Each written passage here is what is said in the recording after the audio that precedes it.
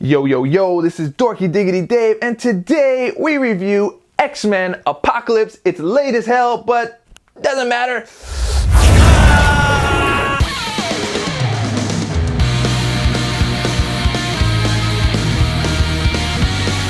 Welcome back to another Dork Lessons movie review. It is X-Men Apocalypse. And before you say anything else, I know exactly what you're thinking. Spider-Man t-shirt, X-Men review, Fox Marvel crossover confirmed. It's not. I just didn't have anything else to wear.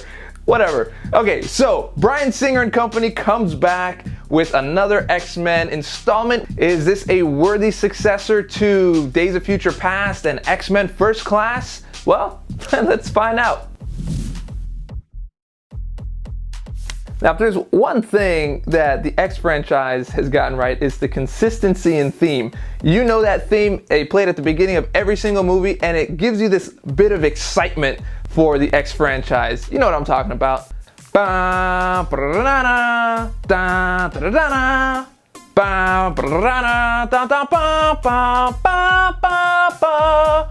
one.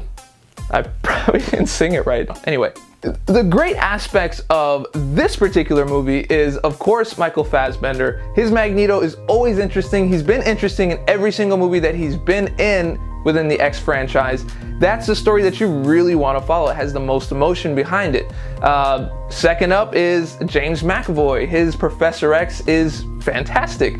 And you like to follow that story arc between the two of them because you have this nostalgic feel from the 90s, or in the first movie, I think it was the late 90s that movie came out. So yes, it does play a really awesome part for those two. Now, Quicksilver is quickly becoming, no pun intended, yes I did, is quickly becoming one of my favorite characters in this series.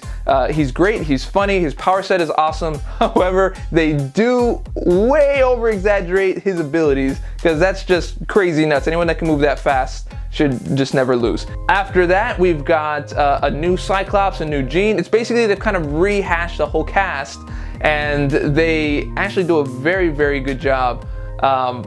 Although some of the acting was a little bit off, but that's fine. It works out. And so now they have this new premise for a whole new X-Men moving forward. So hopefully we'll be able to breathe some new life into this and kind of get X-Men into where the excitement was in the 90s cartoon, because the next movie is supposed to be set in the 90s. So I hope they pull a lot of inspiration from that cartoon, because that cartoon I think everyone remembers and is nostalgic about it and loves it. Okay, things I didn't really care for in this movie. One, the makeup they used for Apocalypse. I didn't like the look of Apocalypse. You know, I saw some other things floating around online about how they could have had a more faithful look, and I guess Fox just didn't want to do that. I didn't care for the look of this character, and the makeup was so heavy on Oscar Isaac. It just like, he couldn't have any emotion. His face was just like this the whole time, and everything he said was just kind of like this the whole time. It was, yeah, it's hard to get into. And also the whole we'll tear this world down and we'll build a better one.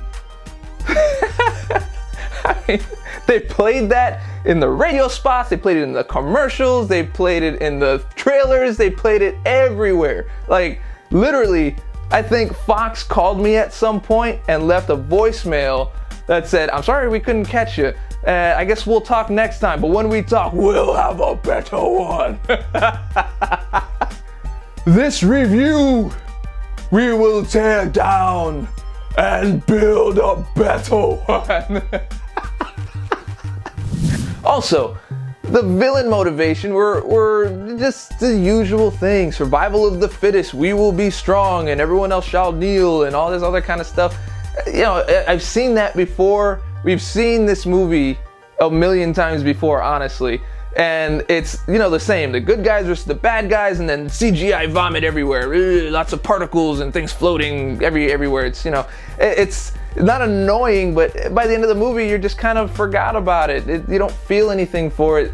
And where they did have a huge place to develop some feeling and some emotion was with Magneto's character, which they were doing great. They were doing so good, and then Magneto meets Apocalypse, and then just all of that goes away.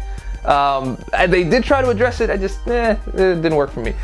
Other thing I didn't like, I didn't care for Jennifer Lawrence being the leader and the hero of the whole group. It didn't fit. It didn't feel like she had the chops to do it. It didn't feel like Mystique was the kind of character that could do that. The hero thing was very weird. Her fight scenes were a little strange as well. I just didn't buy it. Didn't work for me. Might have worked for other people, not for this guy. Also, Psylocke. I saw Olivia Munn posting all kinds of martial arts and training and hand-to-hand and all this kind of stuff. And you know that Psylocke is a assassin and she's a badass and she fights and all this kind of stuff, but then she doesn't really do any of that. It's like frustrating.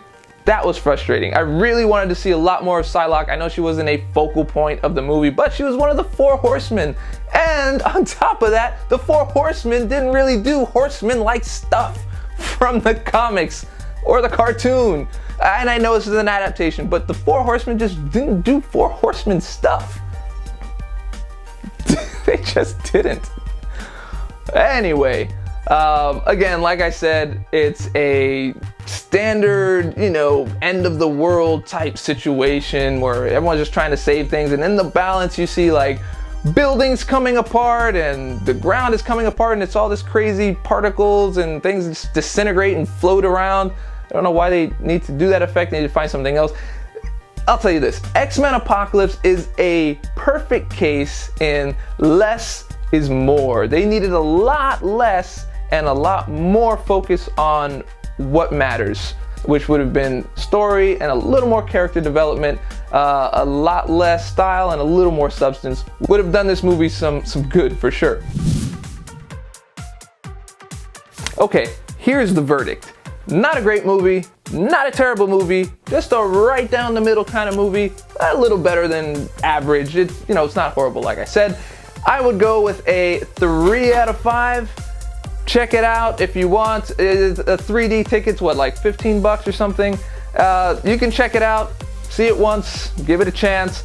If you're on a budget, I will tell you this, just watch the trailers, watch the commercials, listen to radio spots, because the whole movie is there. I don't know why Fox thought they needed to do that, but it's all there. You can just see that and piece it together and make your own home movie. It'll probably be a lot shorter.